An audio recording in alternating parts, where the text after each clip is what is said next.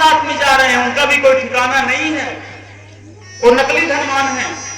नकली धनवान की पहचान होती है खोका और पेटी, और असली धनवान की पहचान होती है जिसके घर में मुस्कुराती है बहन और बेटी, जिसके घर में बहू कलकल की ओर करती हुई अपने पति, अपने भाई, अपने पिता के सम्मुख आते हैं, उसके घर का सौभाग्य और दोगुना हो जाता महाराज।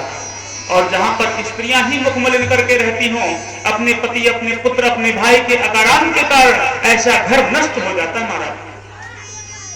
इसलिए कहते हैं कि अपना भोजन पदार्थ, खाने की सामग्री, अरे अगर आप सात्विक भोजन करेंगे, हम लोग पता है भोजन कार्बोहाइड्रेट के माध्यम से चावल में, साग सब्जी में, मूली में, लौकी में, कोहड़े में, और भोजन सामग्री दाल में per day 4%, 4% using the per day eating in purpose, मतलब कि 4% रोज हम लोग जो खाते हैं भोजन प्रसाद में 4% यूरिया खाते हैं। जो यूरिया डाई पदार्थ डाला जाता है, और वो नुकसान क्या करता है, हमारे शरीर में हड्डियों को छीन करता है। जो हड्डी के अंदर भी वाइटनेस वाली जो कैल्शियम है, जिसको हमारे शरीर में ताकत देती है, उसको मजबूत, उसको वीक कर रही है, कमजोर कर रही है। तो जब सात्विक भोजन करने पर ही हमारा 4% नुकसान हो रहा है, तो मीट मांस खाने से, बकरे और मुर्गे का जो ब्लड, उनका जो हमारे रक्त में, हमारे रुधिर में संचार कर रहा है, तो हमारा मानसिक और शारीरिक विपदा कहां जाएगी, तो हमारे सर पे ही आएगा। इसलिए कहते हैं कि सर्वप्रथम अपने भोजन को और अपनी इज्जत को संभाल लीजिए। और दूसरी सबसे बड़ी बात, इस कलयुग में अपने बेटे को आप रुपया पैसा से नहीं बचा पाएंगे महाराज, बिगड़ने से। अपने बेटे को ना आप धन से बचा सकते हैं, बेटी और बेटा को। सबसे बड़ा कारण यही है, सबसे बड़ा कारण यह है कि आपके बच्चे आपके विमुख हो जा रहे हैं, आपके विपरीत हो जा रहे हैं।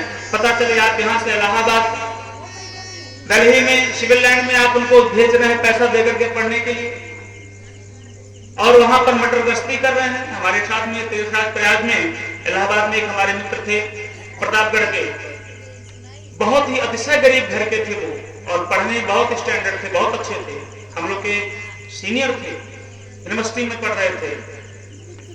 और उस गरीबी में भी महाराज उनके माँ बाप रो करके पैसा देते थे कि बेटा मैंने कल शाम को किसी और से पैसा लेकर के आपके पास भेजा है।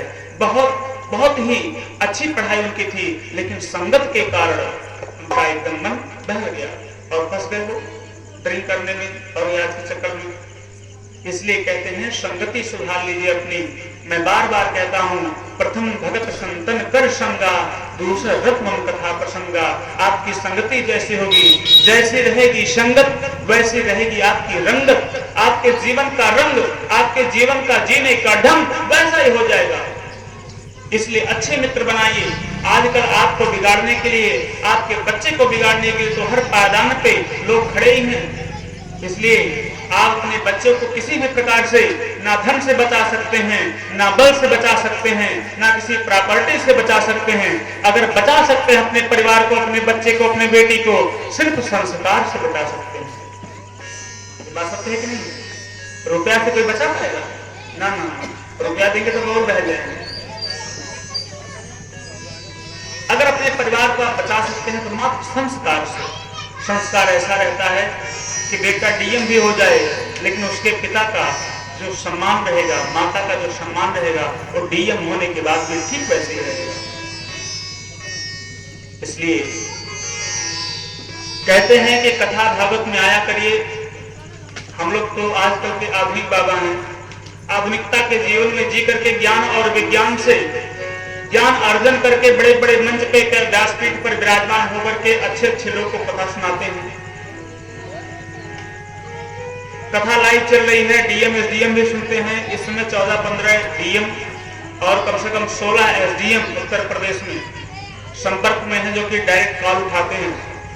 वो भी कथा सुनते हैं, वो भी शिष्य हैं, हमसे बड़े बड़े जो मेरे पिता तुल्य हैं, जो मुझे जन्म दिए हैं, उनके बराबर के हमारे चेले हैं।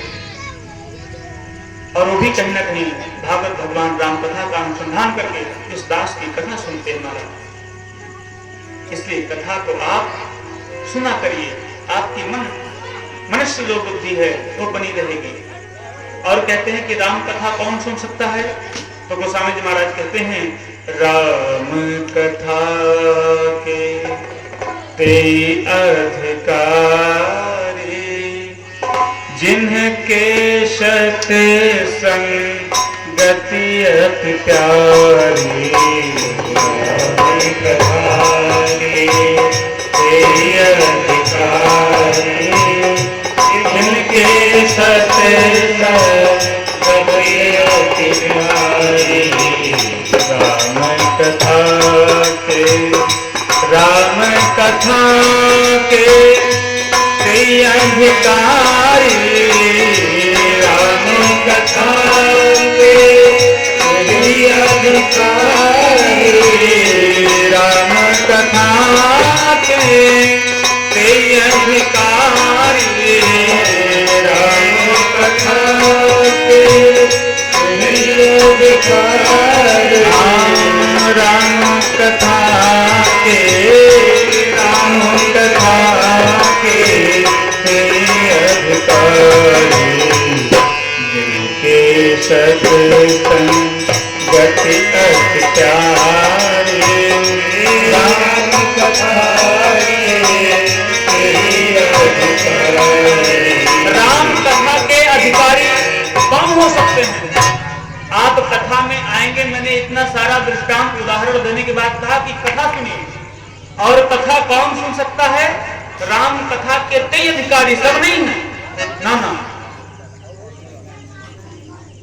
राम कथा के अधिकारी सब नहीं है। राम कथा श्रवण करने के लिए भगवान राम, भगवान श्री श्याम, श्री कृष्ण के चरणों में अपनी प्रीति, अपनी अर्जी लगाने के लिए सब लोग अधिकारी नहीं है। कौन है? जिनके सत्संगति अति प्यारी, जो सत्संग को प्रेम करते हैं, जो भगवान की कथा सुनते हैं, वही राम कथा सुन सकते हैं महाराज। ऐसे सब नहीं, अरे गहरे नत्थु खैरे आ गए अपना चलो कथा सुनते हैं ना। राम कथा के ते अधिकारी, जिनके सत्संगति अति प्यारी, भगवान की कथा वही सुन सकते हैं। और कहते हैं कथा सुनने से क्या होता है? जब तक आप अपने पत्नी के लिए रोते कि नहीं, किसी प्रेम हुआ कि नहीं हुआ? कहीं पर नहीं हुआ। बड़ा प्यार में रोते हैं, पत्नी के लिए रोते हैं, पति के लिए रोते हैं, पिता के लिए रोते हैं, माँ बाप के लिए भी रोते हैं महाराज।